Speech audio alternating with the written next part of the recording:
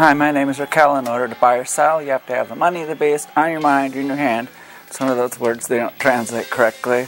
In the New Testament, in the very end of the New Testament, they say that no one buys or sells without the money. And it's a Greek word, charagma, of the beast, on your mind, you're in your hand. And here's the unabridged Greek-English lexicon showing you that the charagma means the impress on the coin or stamped money coin. Oh boy, well, I had my birthday, Christmas, and New Year's. I don't even remember midnight. It was like I had two friends over and they left early, and then I got kind of drunk and smoked some hash I had, and I just had the stereo up really loud listening to music off my iPod, and I don't even remember midnight because the music was so loud, but friends said there was gunshots around the Tucson area here. It's kind of cold. We just got over this terrible cold, but this just got like this. This is the kind of thing I wear like in the summer here, and it feels like summer after the cold we had. So anyway, let's see what else is going on. Well, I've been reading this book about the land hustles. You know, back in the 60s, they had these companies. One of them was called Horizon Land Company, and they sold land out here to people from Chicago and stuff like that. And I happened to have like 50 vacant lots in this subdivision. They went bankrupt, and the Federal Trade Commission was after the Horizon Company. So they're developing it now, and these new people took over, and they're expecting me to pay like $260,000 for these improvements that I never asked for. It's kind of a long story, and in fact, I could write a book about it, but so they're threatening to sue me to make me pay this money, or else they're going to try to steal my lots. So I've got to go to court. I've got to start getting my case together and fight these people. I don't know if these people are evil, or if they're malicious, or they just hate me, or what, or just out to get money any way they can. They've been stealing vacant lots just like the original Horizon Corporation did back in the 60s and 70s. Like I said, they have a Federal Trade Commission report. So if we have to go to court, I'm going to compare these guys to the Horizon Land Company. They're big shot lawyers here in town. In fact, they represent the Industrial Development Bond, Pima County Industrial Development Bond, whatever thing they do there. They're the attorneys for it, but I don't know, these people are, like I said, either really malicious or just money hungry or something. They just gotta steal all this money from land from everybody. Like none of the people in the homeowners association that have vacant lots like these people yet, and so I think they're finally going to get stuck in their tracks. They've been beating up a lot of people, well, not literally, but and stealing their land. So hopefully the county sued them back in when this was first starting out, like in 2003 and or 4, and they lost because the county attorney, Amelia Craig Kramer, really nice county attorney here, and she didn't know about this Federal Trade Commission complaint against Horizon Corporation in this very same subdivision. It was called New Tucson, but they changed the name to Sycamore Vista. It's out there near Swarita and Houghton Roads. And National Bank lost $35 million on this previous developers that tried to make money off it. I made like some money on it. It was working fine while the economy was doing good, and I thought I was going to be a millionaire. And so like I sold 3 lots and made like $100,000 profit. And like I said, I've got 50 lots out there, so you could figure it out, how much profit I'd make. But then the economy went bad, and I've been having to pay taxes on these, property taxes and HOA dues. But this settlement that they had with Horizon did not allow them to to charge us any kind of money until there were utilities in. This subdivision is one of the only ones in Pima County that does not have utilities, and they don't allow that anymore. If you have a subdivision, they don't approve it until they have the utilities and roads in. But somehow or other back then this got through the county supervisors down there. 1964 it was platted. It's Unit 5, Sycamore Vista Unit 5. And one of the other lot owners there, he's a patent attorney here in town, he was telling me that they had to bring in like 10,000 dump trucks full of sand to build this area up in order for it to have a slope for the sewers. And he was saying that his lot was like way over on the east side of the subdivision, and it was so high, filled with sand, that he could, like, when they built the house, they'd be looking over into the next door neighbor's house. And so they really, when I found out they were going to put in all that sand, I kept thinking, 10,000 dump trucks of sand. I mean, who counted these? And how much money did that cost? And it ruined the environment. I had like 5 lots in Unit 5 surveyed, and I had plans with Trico Electric to bring the electric underground to these lots. I was going to hire somebody with a backhoe to dig the trenches, but then these developers came along and said, hey, we're going to buy up all the other vacant lots around here and start putting streets in and everything. And like I said, it worked out okay until the economy went bad, and then now there's like $600,000 worth of liens on 10 of my lots in Unit 5. That includes interest and everything, but these liens are they're HOA assessments, and they started off as like, I think, $40,000 per lot, and lots were selling for like $65,000 back then. So I would, make like $20,000 profit per lot. And how did I make $100,000 on 3 then? 20, 40, 60. I think it was a lot cheaper back then to build them. Somehow or other, the price just kept going up. To bring all that dump truck stuff in, and not only that, but we were told by one of the KB Homes vice presidents, he came to our HOA meeting and told us that we were being overcharged to develop these lots.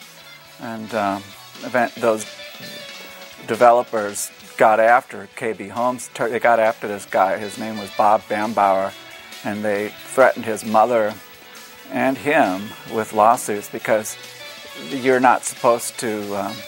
KB Homes settled this out of court, and they weren't supposed to talk about it, but this was fraud. You're allowed to talk about fraud. So anyway, that's water under the bridge, and they lost. National Bank lost $35 million on that. But right now they're starting to develop again, and Unit 2 is almost all finished. I've got 2 lots there, and they're waiting. Hopefully, I'll be able to sell those to a developer, and anyway, so hopefully I won't have to go to court about this, and they'll make a deal with me to buy my lots. But the IRS audited me too over the holidays. It was kind of a surprise, a very horrible, sick surprise. And originally they said I owed them like $6,000 because I did it wrong. I have a business, so I took my business expenses on Schedule C, and that's why I never had to pay any income tax for a while. I mean, unless I made a lot of money, I didn't have to pay any income tax because I was taking all my deductions on Schedule C. So I had to redo my income tax for 2010 and 2011, and I think on one of them I have to pay I think I owe them like $3,000 maybe, and the other one's like $1,500. So I cheated the government out of money, but it wasn't it was a mistake. I mean, you have a business, you would think you would take the business deductions on Schedule C, So anyway, that's another thing I had to deal with over the holidays. Let's see. Well, they had an article in the paper here that's showing how unhealthy people are in America. These are people age 10, 20, 30, 40. It goes up. And we're the 17th lowest of all these countries in the world with health. And it's not, I mean, I've got another article that's kind of related to this.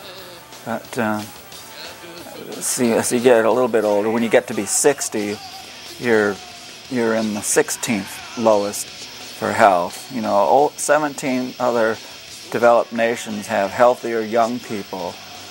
It's like people, they're not, a lot of people, young people are getting killed, in gang violence and gun violence and stuff like that. So that's what that chart is. And this is what the related story is. It's like during any political campaign, you can't really tell the truth because, people don't want to hear the truth. If, we talked about child poverty. The United States is the 35th most economically disadvantaged country. 35. Educational achievement. It's, we're not doing very good. Higher education, infant mortality, and in social mobility, we trail Canada and Europe, Australia. And then we have more people in jail here. We've got higher rates of obesity. I think we beat Mexico in that. And then energy use per person is much more than even Germany.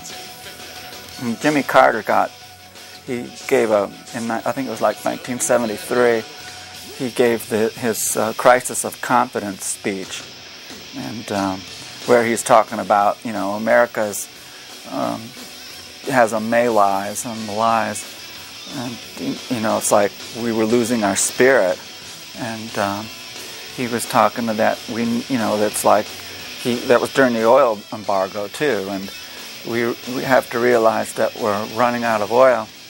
But let's see what goes on here. Well, yeah, that goes up there.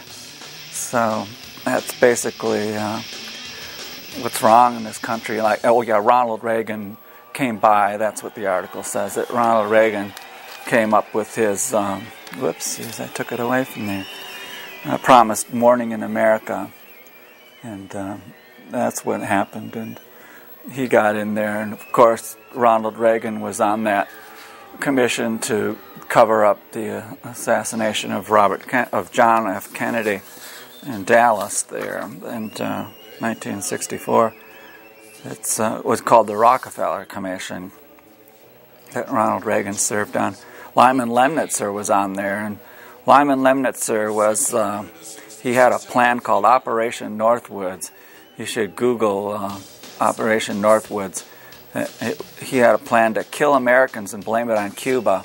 But his plan to kill these Americans was to get a passenger jet allegedly full of college kids and then pretend to have it shot down, or actually really have it shot down, and then blame it on Cuba in order to get us involved in a war with Cuba. And that's basically why they killed Kennedy. He did this Operation Northwoods in like 1960. And I think Kennedy kicked him off the Joint Chiefs of Staff then or something. And Kennedy also hated the CIA. He was going to splinter the CIA into 1,000 pieces. So the CIA got these tramps. They got these guys, E. Howard Hunt and Frank Sturgis, who later turned out to be Watergate burglars. And they were caught behind the grassy knoll there in a railroad boxcar. And like the Rockefeller Commission that Ronald Reagan served on, he whitewashed this. They brought these pictures up and they interviewed E. Howard Hunt, and they whitewashed this Kennedy assassination thing, just like the Warren Commission. And then like in 1978 and 79, they had the House Select Committee on Assassinations look at these tramp photos, and they had a forensic anthropologist named Dr. Clyde Snow, and Snow admitted that it looks like Hunt had some kind of plastic surgery to bring his ears in closer to his head. And I didn't bring it with me, but just recently E. Howard Hunt's son wrote a book and said that his dad did have plastic surgery to bring his ears back closer to his head. And then we have this other guy who was friends with E. Howard Hunt, and they were both anti-Castro Cubans, or they were anti-Castro. This guy Sturgis actually worked in Cuba for Fidel Castro in the gambling casinos, and then there was a third tramp, and nobody really knows who he is. But so we've had that big lie. There was an article recently in the paper that Robert F. Kennedy Jr., who was the nephew of John F. Kennedy and the son of Robert Kennedy, who was also assassinated. Senator Robert Kennedy was assassinated in 1968. He was running for president, and he was speaking in Los Angeles, and this guy, Sirhan, fired a bunch of shots, and a lot of people say that Sirhan never got close enough.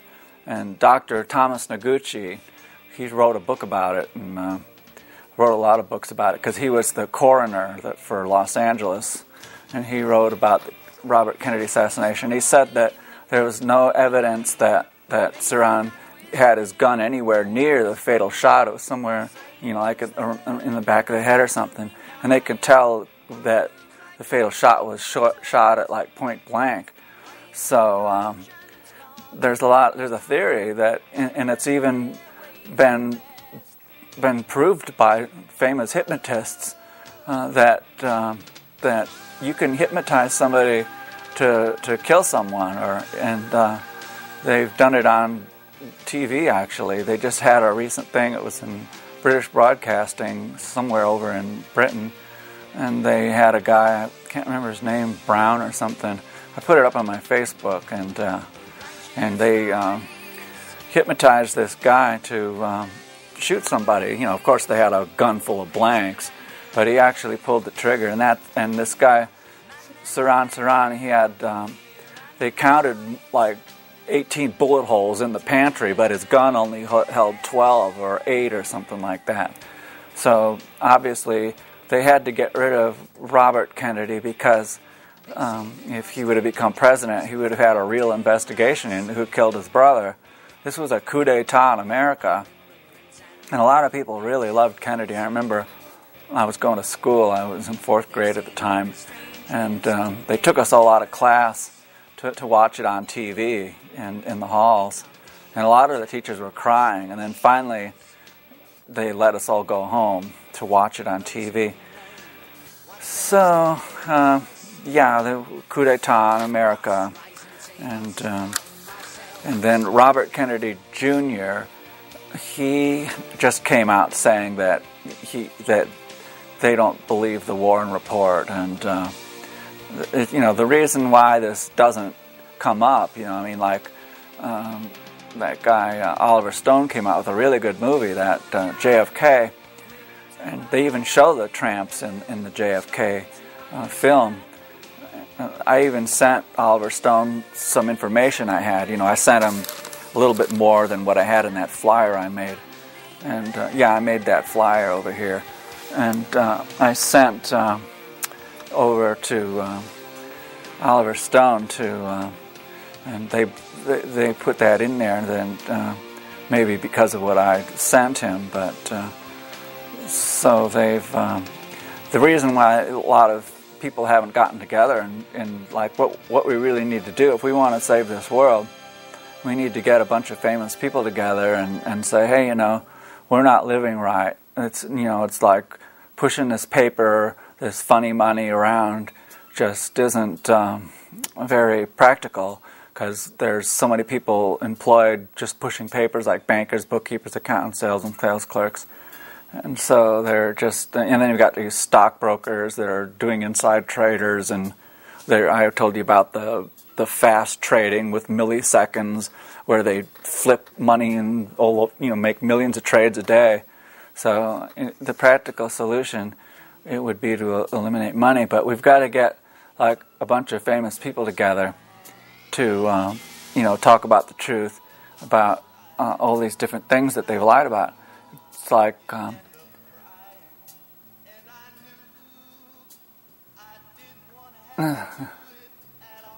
they wanted to make this $1 trillion platinum coin to make this debt ceiling lower, and then but they actually, that would have been funny money too, because like to make a platinum coin worth $1 trillion, it would have to be several tons.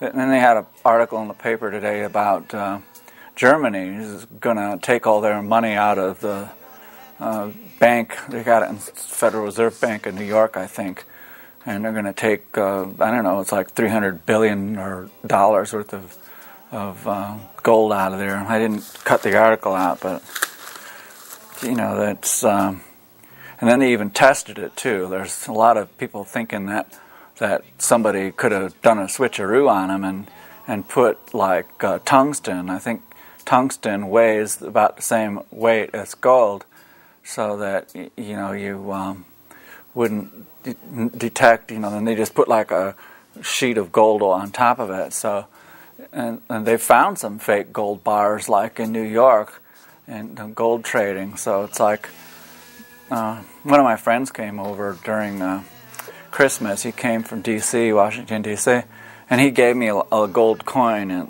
it's an what is it? It's not an ounce. It's 1/10 of an ounce of a gold coin, and it's almost the exact same size as a dime, and it weighs. I mean, it's worth. I don't know what gold's worth, but it's like $1,600 an ounce. So this little coin about the size of a dime is worth $160, and so like, how are you ever going to trade with gold? What are you going to want to buy a nickel candy bar? You're going to have to just break off a real tiny piece of your gold to pay for it or something, But like, there's very few people that actually work in the United States, in the developed countries. Modern machinery was supposed to make life easy for us, so that we'd have a lot of leisure time. But they all want to make work, and this funny money and pushing papers and 30-year mortgages of slavery, to buy these cheap sheetrock 2x4 homes where you live in your little box, and we need to build like real communities with community housing and community swimming pools and parks. There's no real parks around my house. It's like, what's going to happen? We've built these big dorms here. It's this town is based on the university, a lot of it, and I don't know what's going to happen to these dorms just north of Elm Street there. They're some of them are empty. They must have at least 200 apartments in each one, and they're empty during the summer. So, I mean, what are they going to do? Are they going to move in like Section 8 people or what? What are they going to do? So, anyway, there's a lot of injustice in the world, and we could make things so much easier if we got rid of money. But we need to organize people and get a bunch of famous people together to say, hey, look, we're running out of oil, and we're having global warming. We got to slow down, and capitalism is like a cancerous growth that we need to get out of in order to save the world. Anyway, my name is Raquel. In order to buy or sell, you have to have the money of the beast on your mind, on your hand. I don't think I'm out yet. It says so on there. But that clock says I'm out, but the other one doesn't. Well, I guess I didn't start right. We'll see. I think I am out. I'm out? Oh, I'm out. Okay, sorry. I'm going to fade out. Bye!